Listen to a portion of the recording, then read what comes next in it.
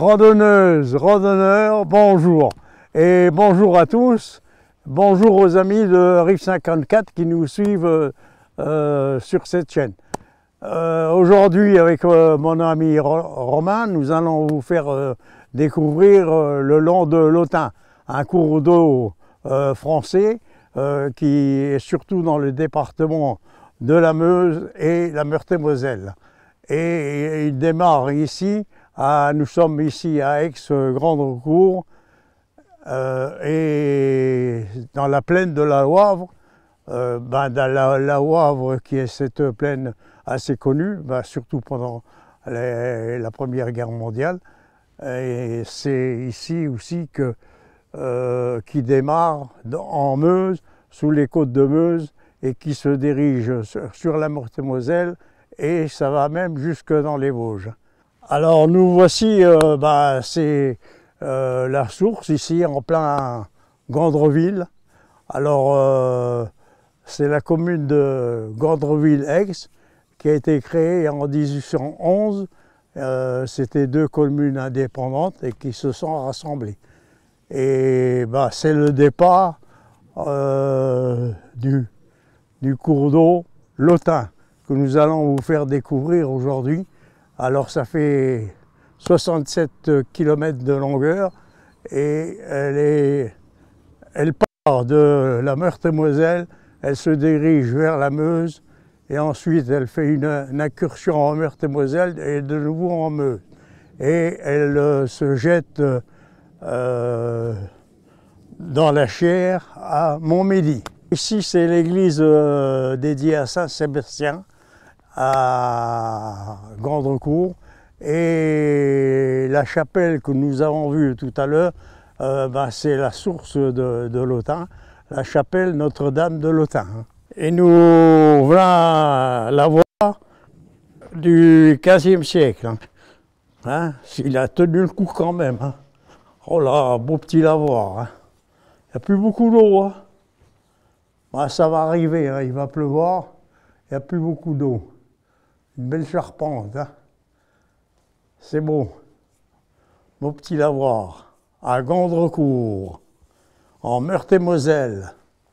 Regardez un peu le courage qu'on a pour venir filmer ici. Voilà la petite chapelle Saint-Nicolas à Aix.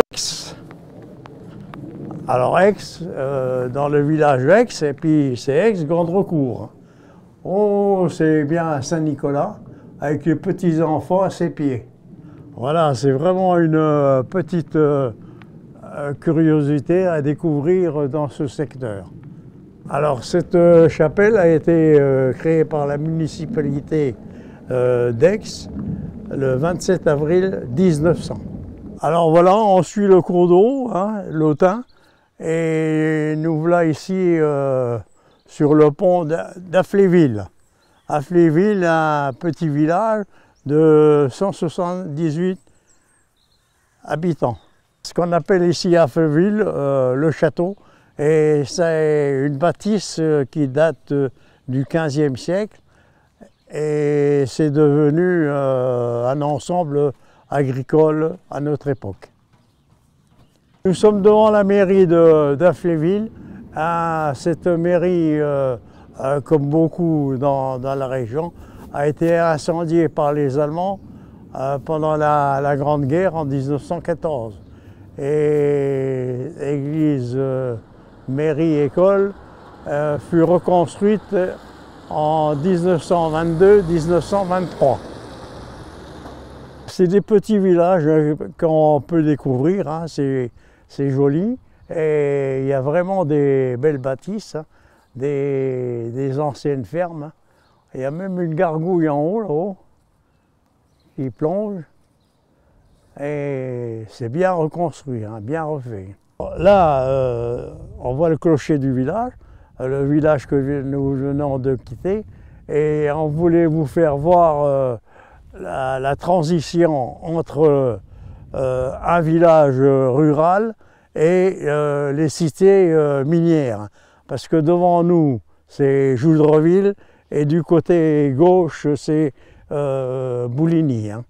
C'est les anciens sites miniers qui étaient là, avec toutes ces maisons bien rangées, jumelées, et c'était vraiment des cités minières. Nous venons de quitter Affléville, c'était le dernier village qui était en Meurthe-et-Moselle, et là nous sommes en Meuse, à Dammarie et Barencourt. Ces deux communes qui sont jumelées ensemble, et voilà l'Autun, et on commence à voir quand même le cours d'eau de plus en plus large. Nous voilà devant l'Autun, dans ce petit village de Domrémy-la-Canne, 33 habitants. J'espère qu'ils se connaissent tous, qu'il n'y a pas de mystère dans ce petit village très calme, petit village lorrain. Et la rivière s'étoffe de plus en plus. Dans ce petit village, une petite église quand même, et c'est l'église de Saint-Rémy, dédiée à Saint-Rémy, et du XVIIIe siècle quand même. Alors on vient de quitter Domrémy-la-Canne, et puis on va se diriger sur Vaudancourt, en suivant l'Autun, et ici on traverse le pont qui va, le pont ferroviaire, qui fait la ligne de Barencourt à Nancy. Alors nous voilà ici à Smaincourt, et l'Autun s'élargit de plus en plus, et c'est une ville de la communauté de communes de Danvillers et Spincourt, et cette petite ville a 850 habitants. Donc l'Autun traverse 7 communes en Meurthe-et-Moselle et 18 en Meuse. Alors nous sommes ici à Nouillopont, et l'Autun elle passe, il y a le pont juste au-dessus là-bas, et il y a un personnage illustre qui est né ici à Nouillopont le 21 septembre 1684, Philippe Vérage, un physicien. Il mourut à Florence le 24 mars 1746. Alors il fut surnommé l'Archimède lorrain. Il a surtout participé à l'horloge animée à la cathédrale de Strasbourg. Voilà, nous la Museré, puis l'Autun passe dans la commune de Museré, et ça nous permet de vous rappeler qu'ici il y a le musée des crèches à Museré, le petit village des crèches à Museré, qui fait aussi son festival maintenant tous les 2 ans, et ils l'ont fait l'année dernière, donc cette année il n'y aura pas lieu, mais préparez-vous pour l'année prochaine. Alors nous voilà ici dans la commune de Pilon, et au lieu de dire l'abbaye, Châtillon-l'Abbaye. Il y a une ancienne abbaye ici, et l'Autun elle passe ici.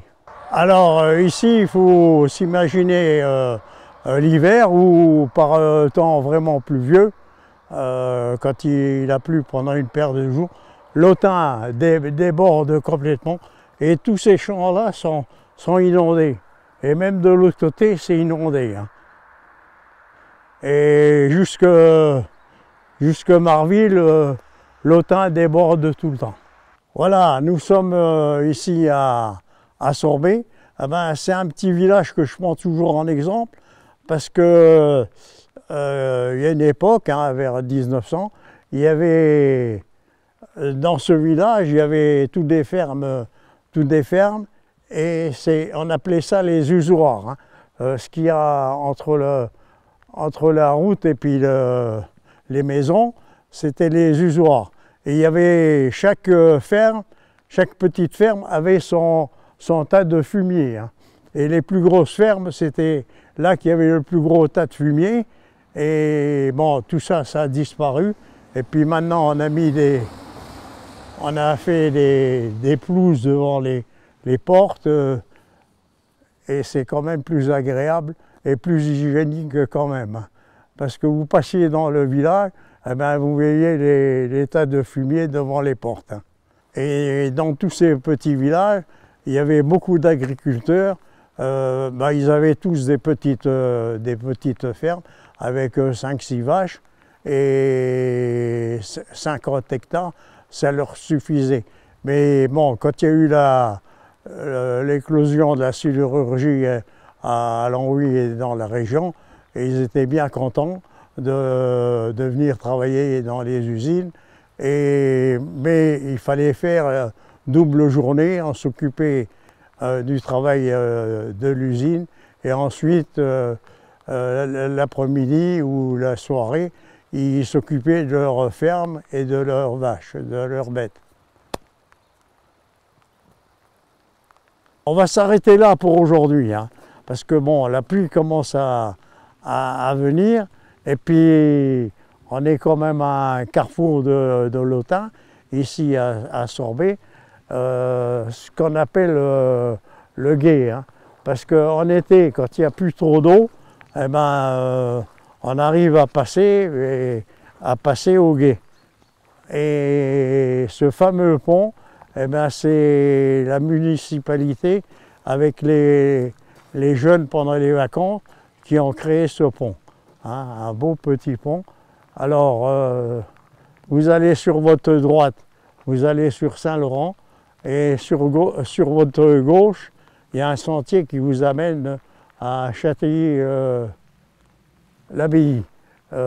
C'est des sentiers qu'on fait couramment avec les randonneurs. Hein. Allez, à la prochaine. Alors la prochaine fois, on partira d'ici et on continuera, on ira à la confluence avec la Chière. Allez, au revoir, à la prochaine découverte. Au revoir.